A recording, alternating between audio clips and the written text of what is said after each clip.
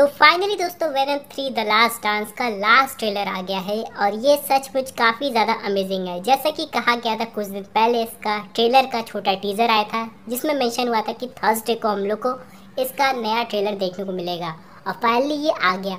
लेकिन साफ बात यह है कि अगर आप लोग ट्रेलर्स के थंबनेल देखेंगे, चाहे कोई भी लैंग्वेज में हो, यहाँ पर ये क्लियर मैंशन है कि ये जो इस मूवी का फाइनल ट्रेलर है, यानी कि इसके बाद जो भी चीज़ हम लोग को देखने को मिलेगी वो सीधे थिएटर्स में ही जाके। लेकिन एक चीज़ तो मुझे हैरान करती है, जो कि है नल का आना। मुझे लगा, बहुत सारी ऑडियंस को लगा होगा कि सीधे नल को दिखाया जाएगा वेनम 3 के एंड में या फिर उसके पोस्ट क्रेडिट सीन में, जहाँ पे हाइप बढ़ाने की कोशिश की जाएगी। लेकिन जब नल अचानक आ जाता है, वो भी मेन ट्रेलर में, तब एक चीज़ तो क्लियर है, ये मूवी हद से ज़्यादा इंटरेस्टिंग होने वाली है। हालांकि ऑडियंस की एक्सपेक्टेशंस की बात करें वो तो कभी ख़त्म नहीं होती है।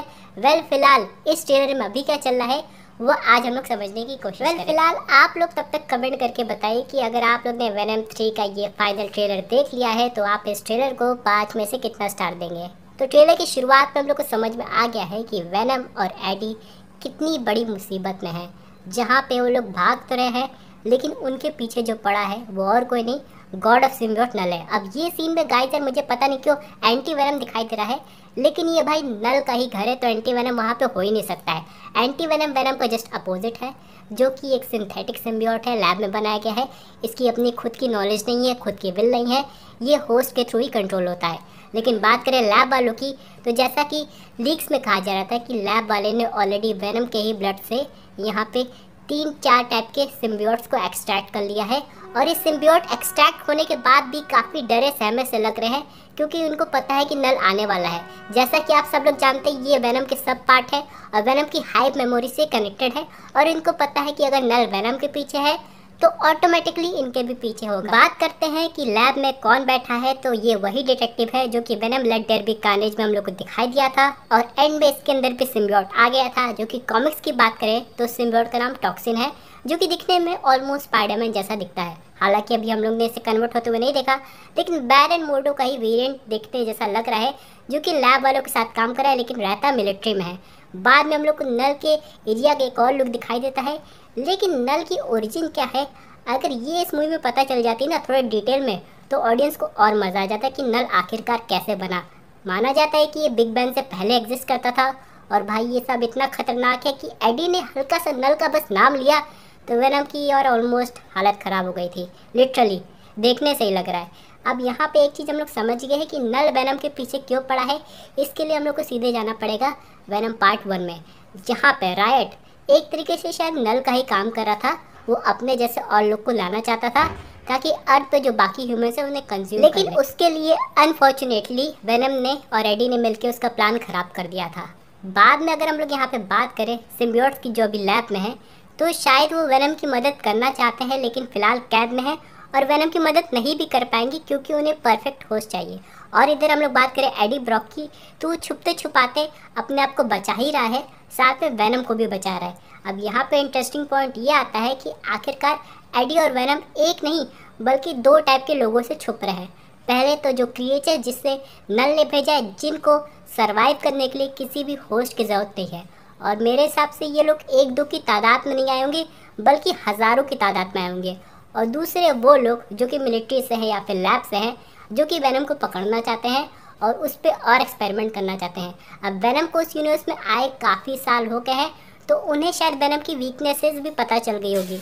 एक सीन में हम लोग देख सकते हो वेनम के पीछे भी है और वेनम को शॉक देने की कोशिश कर रहे हैं। लेकिन अगर आप लोग दोस्तों देखेंगे ध्यान से ये वाला सीन, तो ये कॉन्सेप्ट आर्ट से डायरेक्टली लिया गया है, जहाँ पे वेनम बच के मछली को ही अपना होस्ट बना लेता है। यानी जो भी कॉन्सेप्ट आर्ट हम लोग को देखने को मिले हैं वो असल में सिर्फ आर्ट नहीं है बल्कि वो रियल लाइफ में भी इम्प्लाई होंगे।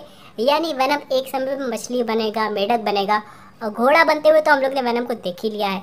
लेकिन यहाँ पे मज़े की बात ये है कि एक सीन में आप लोग देखेंगे उसी एग्जैक्ट मोमेंट पे गार्ड्स जो कि है वो भी अटैक कर रहे हैं, और जो बाकी क्रिएचर्स है वो भी वेनम पर अटैक कर रहे हैं। यानी कि वेनम बुरी तरह फंसा हुआ है, उसकी कोई मदद नहीं कर पा रहा है। और जैसे कि मैंने वीकनेस की बात की, तो ऑलरेडी लोगों को पता चल गया है कि वेनम की क्या वीकनेस है, इसलिए वो लोग बहुत अच्छे से प्रिपेयर होकर आए।